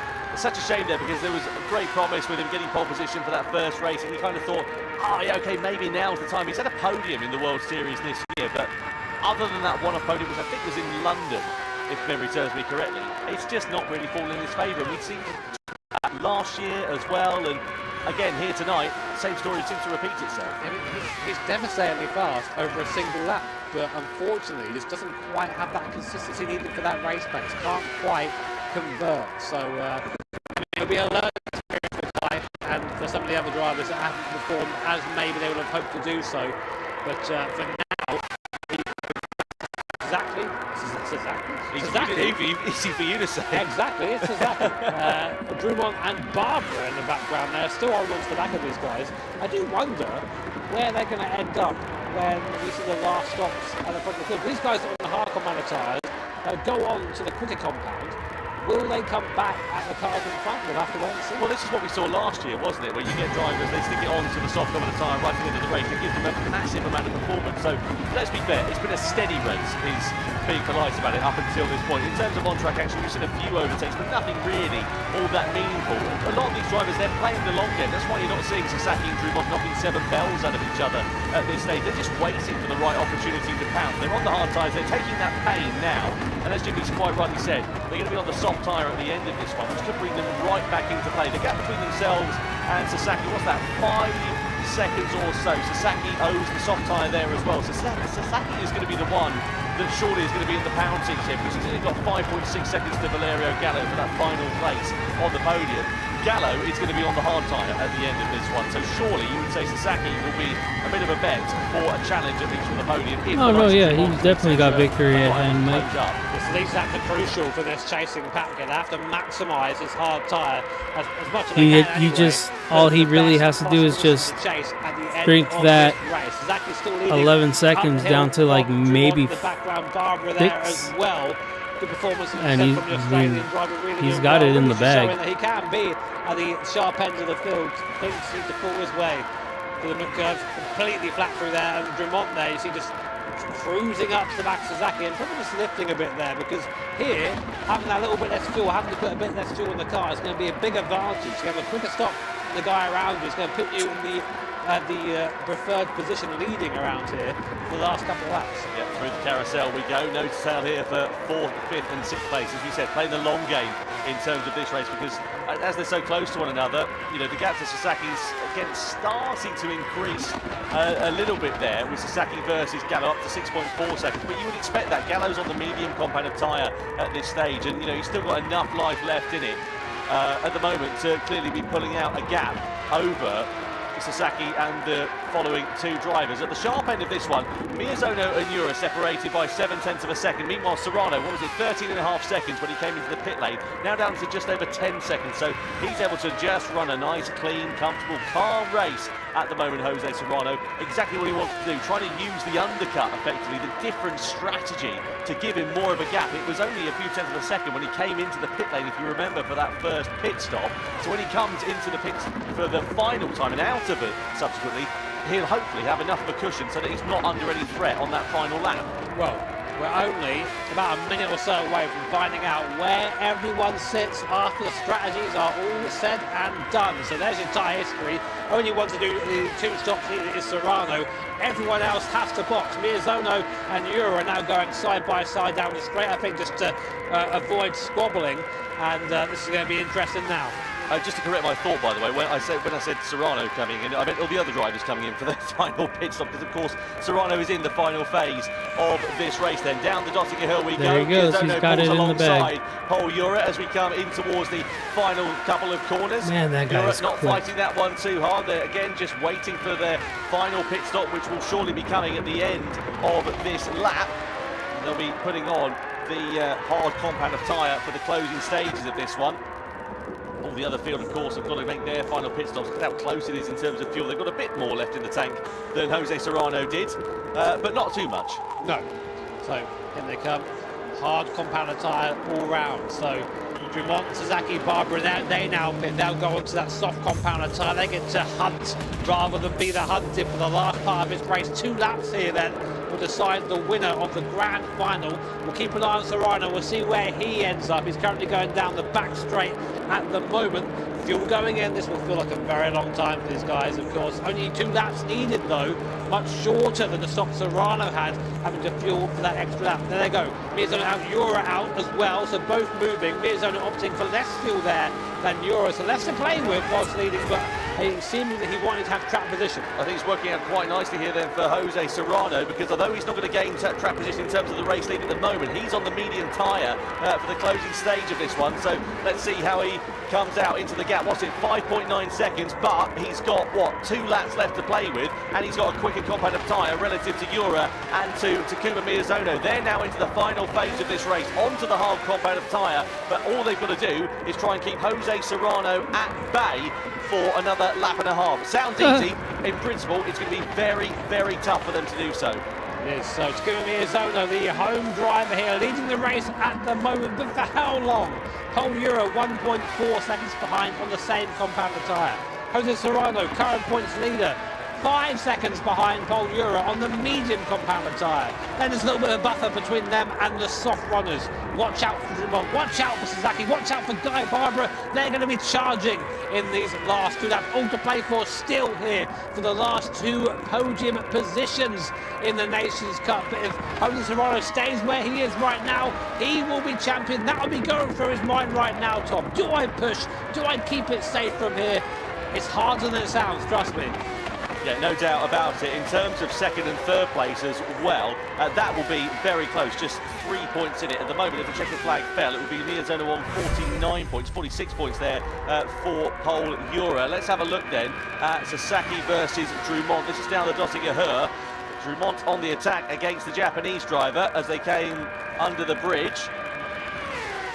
Nice and easy there between those 2. Bit of contact. This is where we saw it all kicking off here 12 months ago, but Dumont able to get the better of the Japanese driver and improve for 4th position. So a nice easy overtake there for the Frenchman as they've now made their final pit stops. Live points rankings, as you can see on your screen. So Serrano, 3rd place would be enough for him to be crowned as the champion. Miyazono there ahead of Pole Euro. So in terms of 2nd and 3rd place in the standings, Miyazono needs to outscore Pole Euro to be able to do that. At the moment, it's enough for the Japanese driver, what looks to be the outgoing Nations Cup champion. So we'll see how that one is going to work out. 1.5 seconds is the gap between the top 2. A lot of home support here for Miyazono. People in the crowd with scarves and merch. I wonder where they got that from. I think they make it. I don't know. The Japanese crowd here, definitely one of the cooler ones here. Lots of very interesting bits of supporting memorabilia created by our fans. Jose Serrano, 3rd place right now, catching quickly Pole Euro and Takuma Miyazono, owing to the fact it's in that medium compound of tyre.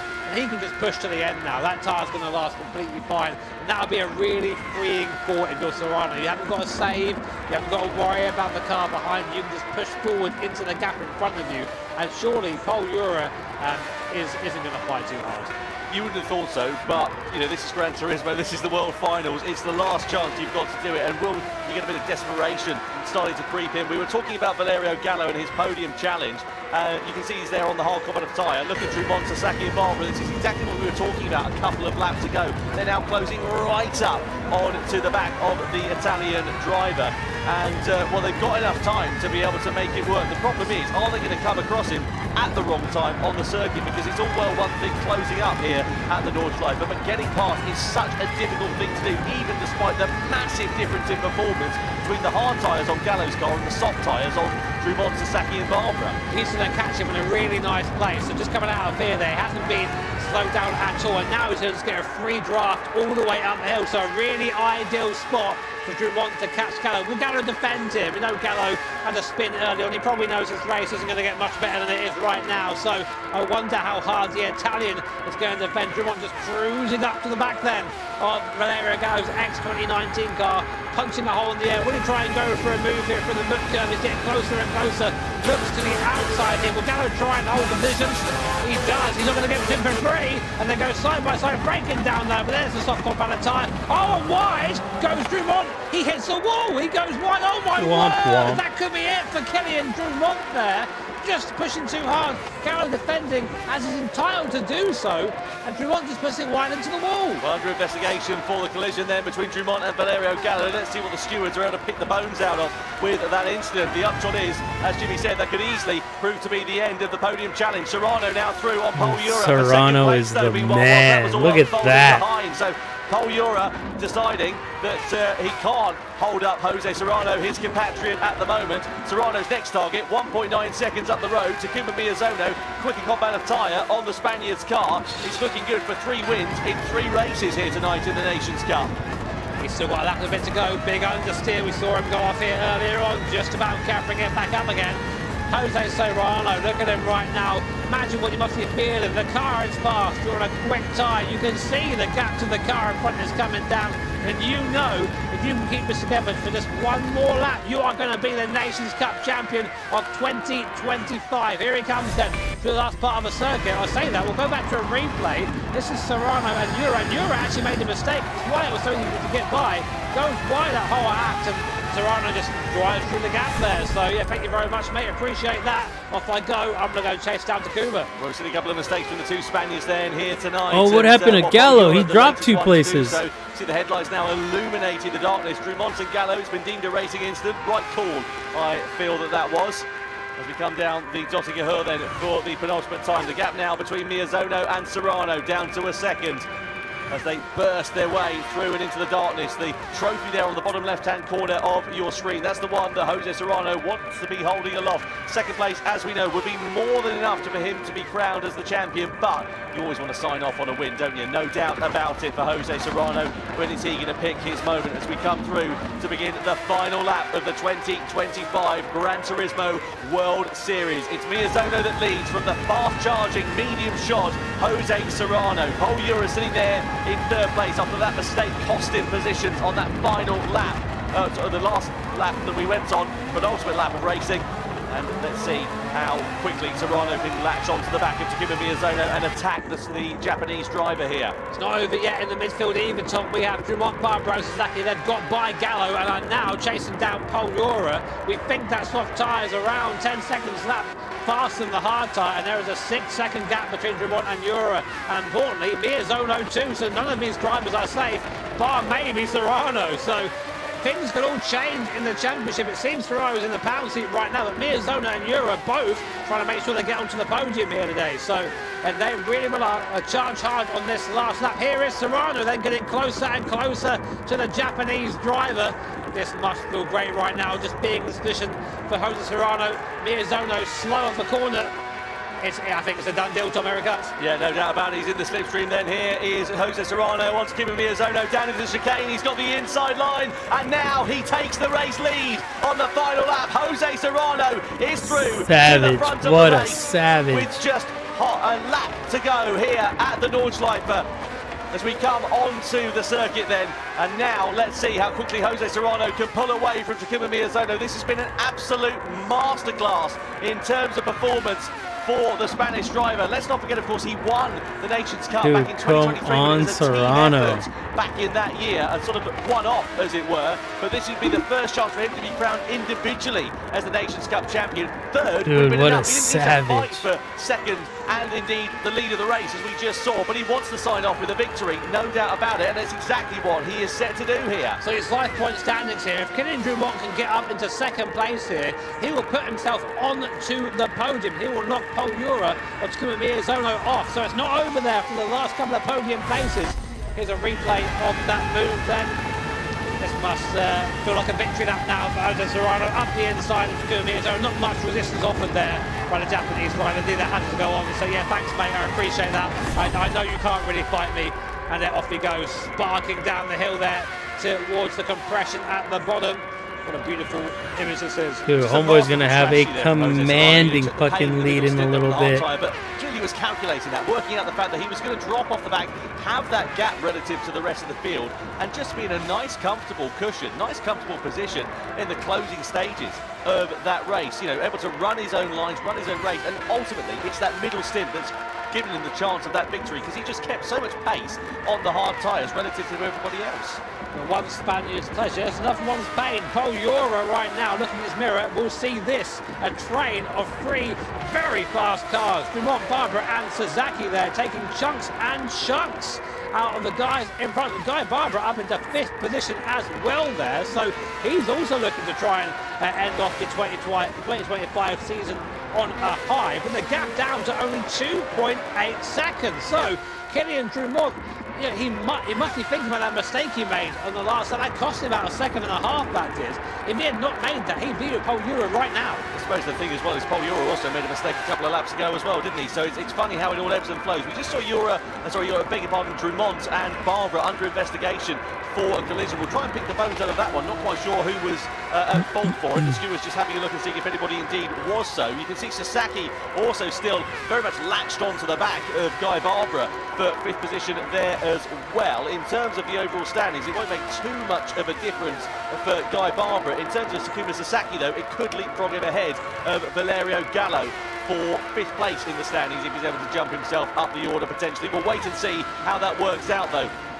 We look here, though, at Killian Dumont, who is in 4th position. What about Sasaki? Is he going to be able to attack against Guy Barbara? Side by side they run. He's got the inside line here then as Sasaki, but it changes to the outside line as we flick it through the right-hander. Barbara goes deep into the corner, and Sasaki just has to wait to fight another day as Barbara holds firm for 5th place as we come into the carousel. The headlights illuminating the darkness here at the Nordschleife as the sun sets on what has been a spectacular 2025 Gran Turismo World Series, and it's not over yet, but Killian Dumont is deemed at fault for the incident we saw between himself and Guy Barbara as a 1-second penalty. And is that podium challenge over then for Killian Dumont with less than half a lap to go? Yeah, that is huge for Dumont. That is pretty much going to just put paid to his podium chances there.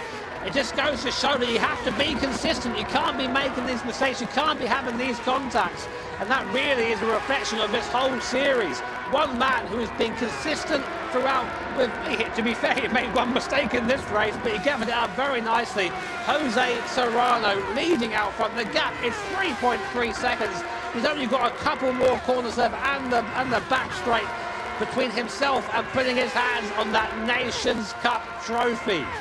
Takuma Sasaki then attacking against Guy Barbara, or at least trying to, again, closing up onto the back of him. This is a great little tussle that's going on for 5th position. It may not be the battle for the race win that we've seen so many times here at the Nordschleife in these Red Bull X2019s, but it's a fantastic tussle and a great example of defensive driving and also respectful driving between 2 long-time competitors in the Gran Turismo World Series. Through in towards the right-hander we go, on towards the Dossinger Herb for the final time, and Takuma Sasaki is going to have the advantage of the slipstream here against Guy Barbara as we come down this back straight. Meanwhile, Jose Serrano is comfortably in the pound seats here. He's got a great cushion over the rest of the field, and what a season the Spaniard has put together. What a night he has put together in the GT World Series here in the Nations Cup. Yesterday he was crowned as the Manufacturers Cup champions for Porsche, and back in 2023 he was crowned as the Nations Cup champions as part of a team effort, but now in 2025 he will become his own champion in his own merit as Jose Serrano wins the grand final and becomes the Nations Cup champion of the world in 2025. Takuma Miyazono crosses the line in 2nd place, and Paul Euro finishes in 3rd position ahead of Guy Barbara, who gets the better of Dumont. Sasaki drops down to 6th place at the checkered flag. But what a season Jose Serrano has put together. That's a wrap. Absolute Yes, domination. sir. 2 Yes, titles indeed. in 2 days here in Japan. I just won 2 million credits. This has been Jose Serrano's year. This is the guy that burst onto the scene a few years ago. I get 2 mil credits and over the course of the last few years, he's 2 found race himself, cars. He's found his confidence, and look at the results on circuit. You cannot argue with that. Hey, there is no more deserving champion for 2025 than this man, Jose Serrano. Fantastic job from Jose Serrano. What a feeling that is going to be. He is quite literally on top of the world at the end of our 2025 Gran Turismo World Series. Angel Enestrosa as well as Takuma Sasaki also there celebrating with him. We just saw Paul Ura on the right-hand side of your picture, and well, Paul will be disappointed. He was in a great position going into the event here tonight, but sadly fortune has not fallen in his favour. It has very much fallen in the favour of Jose Serrano, and also he's proven to be extremely intelligent in terms of the strategy calls. This man here, the outgoing champion of Takuma Miyazono, who we just saw a couple of moments ago, well, what a race, what a season, what a brilliant drive from this man. So you have to go into the enjoy it in front of the crowd here in Japan as well. He'll be holding into your that trophy PlayStation, aloft into the viewers, before too long. and You have to feel for Drummond. You have to feel for Valerio Gallo there. Both drivers. if you miss the manufacturers, you can still go and go into manufacturers, submit your entry. You don't have to watch the whole thing. You can just like skip it forward to the end, and it'll accept it. Same with this one. You can just go into this race and watch it all the way, like skip it all the way forward, since it's over now. But it has to be on your PlayStation. So after this stream is done, I'm gonna hop into Rose's and do that so she can get the car and the Monday, I believe, is when they're gonna give us the cars with delivery and the credits on Monday. Usually it's like Monday or Tuesday.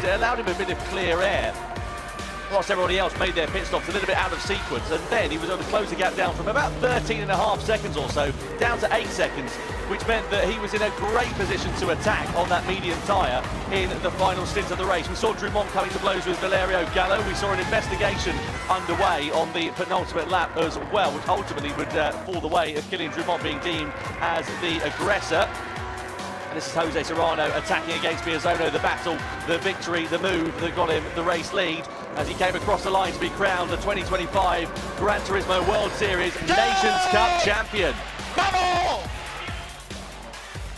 What a moment, what a feeling that is going to be for the Spaniard. 24 points maximum to score here tonight. Takuma Miyazono in second, Paul Ura is in third place, points all the way down to 10th.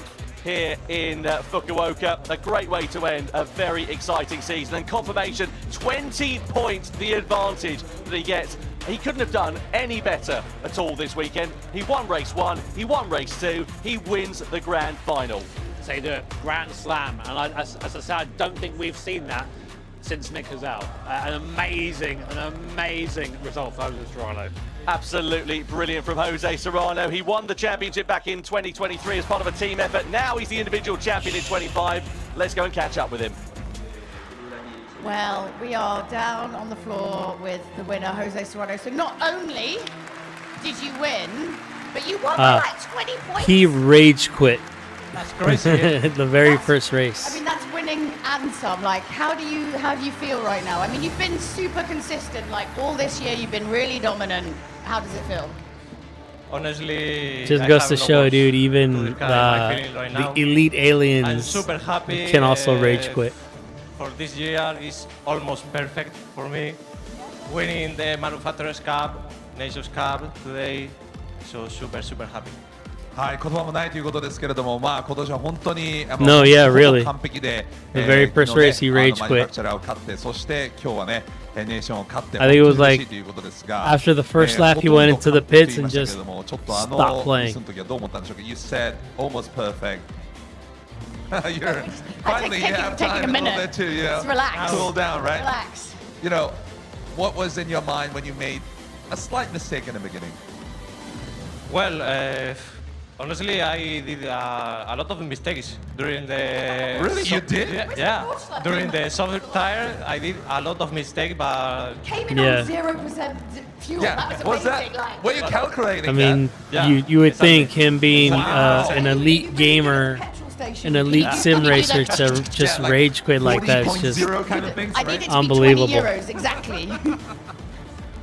いや、ゼロで入ってきたのはもう計算通りだったということで、ね、ジュルスがね、ひょっとしてガソリンスタンド行った時にちょうどギリギリ20リッターとか入れることができる人ですかっていうふうに聞いてましたけどね、ちょっとずつね。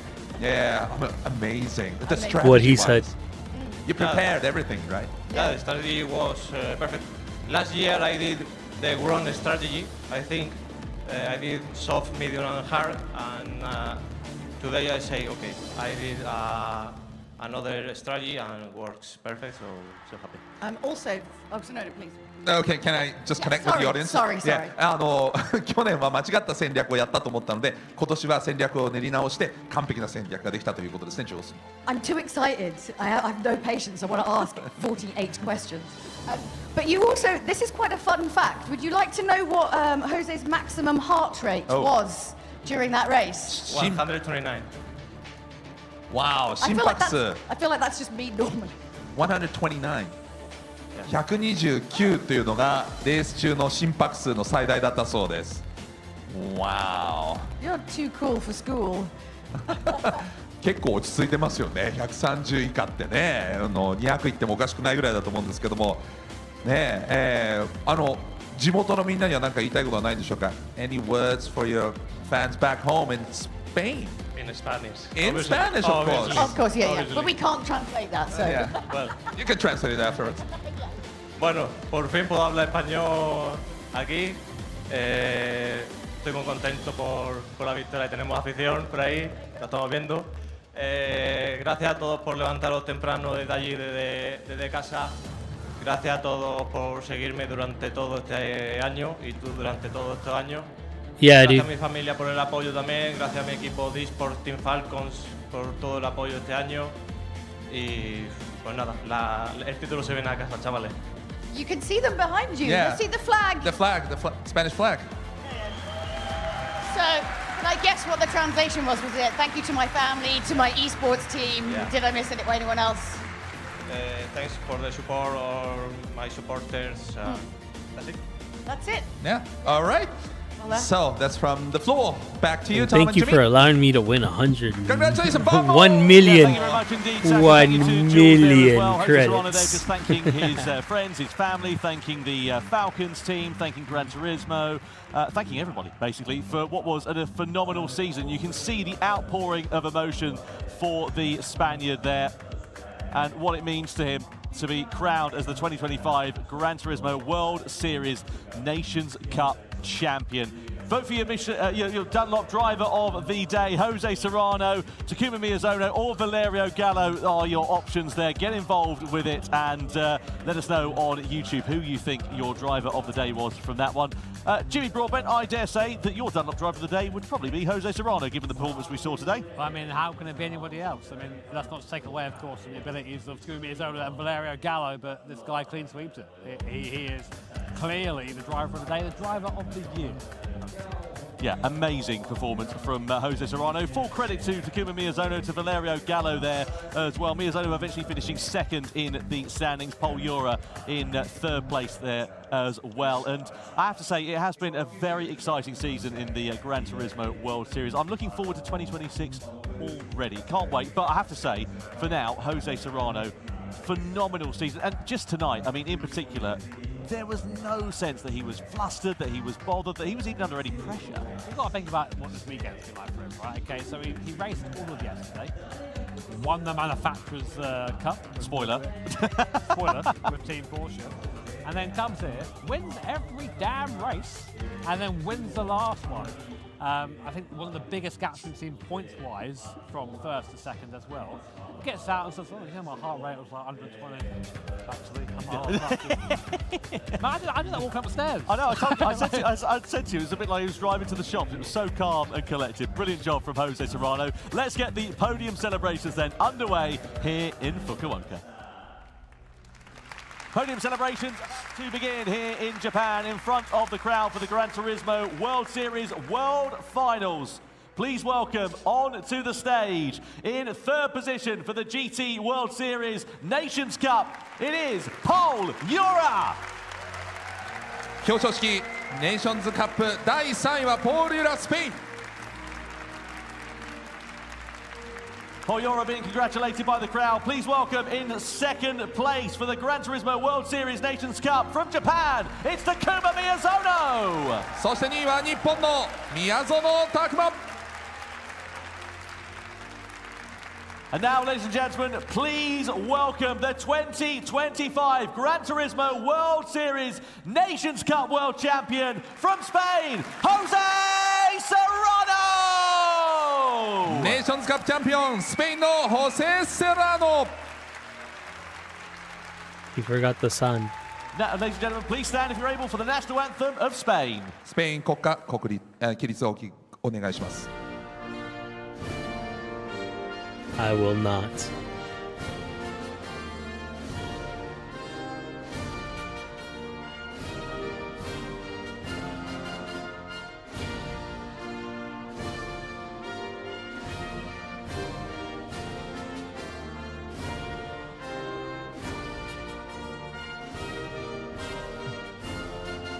Negative, Ghost Rider. That's not my anthem.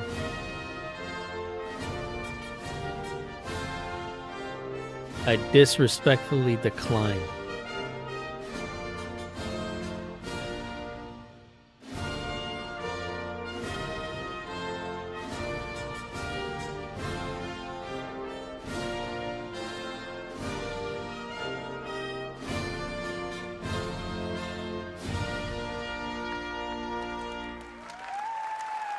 Jose Serrano, the 2025 Gran Turismo World Series Nations Cup Champion of the World here in Fukuoka, Japan, the venue for the World Finals.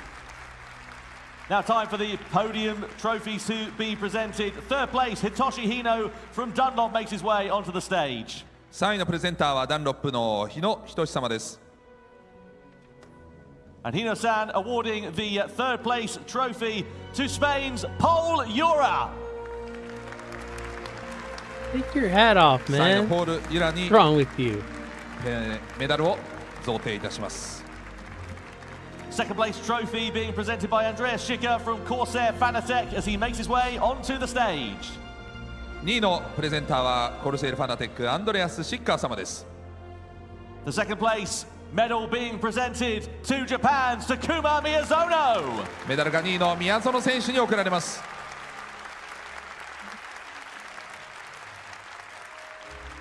And finally, please welcome onto the stage Gran Turismo Series producer Kazunori Yamauchi. そして1位のプレゼンターはグランツーリスモシリーズプロデューサーの山内和則さんです。 Yamauchi-san firstly presenting the medal to Jose Serrano. And now, the trophy. メダルに続いてトロフィーの贈呈です。 Jose Serrano, the 2025 Gran Turismo Nations Cup champion.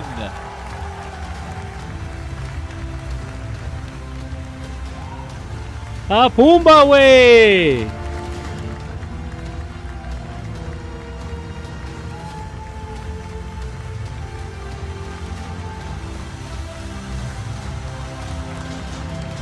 Dude, that would suck.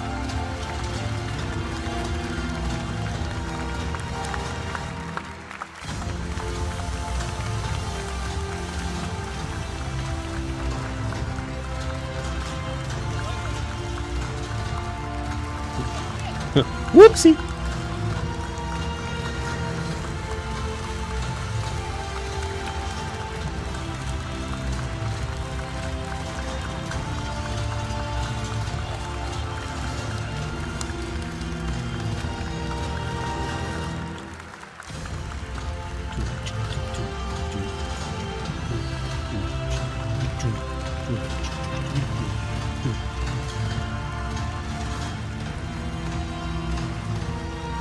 Oh my goodness, this is it's the end of our 2025 season here for Gran Turismo World Series, and what a season it has been. Tom and Jimmy, how are you feeling? Nostalgic? Yeah, tired, jet lagged? Very tired, very tired. We were treated to a lovely series of races tonight, and I think by far and away we have one of the most well-deserved Nations Cup champions of all of these events, and it was just a pleasure to watch it. Yeah, completely echoing the sentiments of Jimmy there. That was a masterclass from Jose Serrano. We saw some brilliant driving. Okay, we didn't quite get the grandstand finish that we're used to seeing in the GT World Series, but that was a fantastic display of just how to do it, pull the strategy right, and ultimately consistency, as we know, that's what creates champions. Consistency is king, people. Yeah, 本当に素晴らしいセラノのね、本当にどのレースも素晴らしい走りだったんですけれども、やっぱりね、宮園選手も本当に素晴らしい走りをしたと思います。And it was a year for Serrano, but I need to mention that Miyazono showed his spirit. Oh, yeah, very, very much so, yeah. 宮園選手も本当に素晴らしかったと思います。Yeah, very, very much so. But every single one of these drivers fights, you know, it's not taken lightly, and they've got a lot of hard work and a lot of dedication to be here, and it really is the best of the best. Okay, so it's not, I know it's over for now, but it's not totally over because we are coming back in 2026. Fancy a little trip to Abu Dhabi? Well, that's very high. Abu Dhabi? アブダビがありますね。皆さん、アブダビにもぜひ来てください。Yep. What's going on in Abu Dhabi next year? Well, we're going. Round 1 of Gran Turismo World Series is going to be coming to you live from there. The first time we're going to the Middle East. That's very exciting for all of us and for all of the competitors. And we're excited to see, come and meet some of the community from the Middle East as well. I think that's going to be really nice. Absolutely, yeah. Really, really exciting venue for us. As you say, brand new venue for the GT World Series. Entering on 9th year. 9th year 2026. Yeah. 来年は9年目ということになりますけども、初の中東のレース、アブダビ、ぜひ皆さん注目していただきたいと思います。第一戦です。Yep. We're really old now, Sasha. Look at us. We need a before and after picture. Yeah. Year 1, year 9. We should. really don't need to do it. We're going to set up in Zimmer frames next year, I reckon, or something like that. Well, I mean, I don't know what's going to happen in Abu Dhabi. I don't know. Well, look, it's been our sincere pleasure to bring you the Gran Turismo World Series for 2025. We will be back next year with more. Thank you for joining us. Goodbye. Sayonara. Sayonara, goes.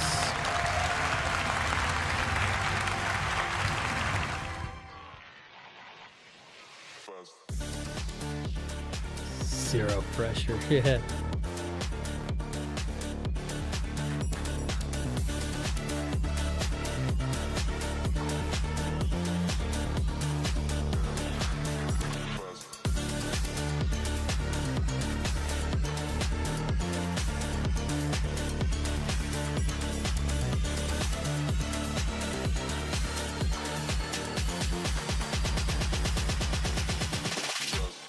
PlayStation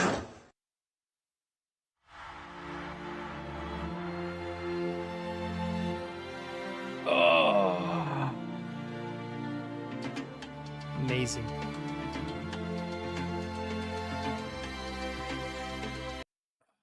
Let's see, and it should say watch stream entry submitted. Excellent. Excellent. So that's both the cars now collected. Rewards will be delivered after next game update. Oh, so it's not going to be Monday. Okay. It's going to be the next update to the game. Well, the credits for sure it'll probably be either Monday or Tuesday. Let's see. Where's the phone? Right there. Let's find out. Shall we? Next, Gran Turismo 7 update.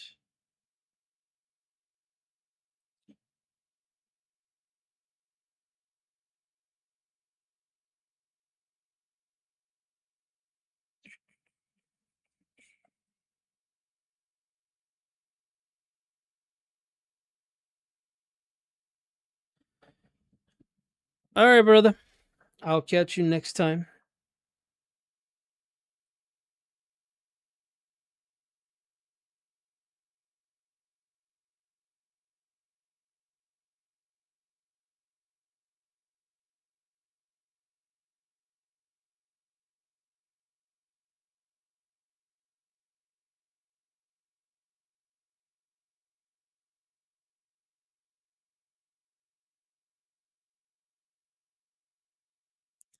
Laters.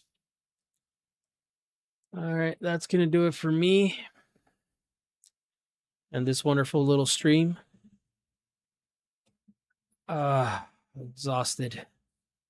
My vacation officially starts. So, yeah. We will see.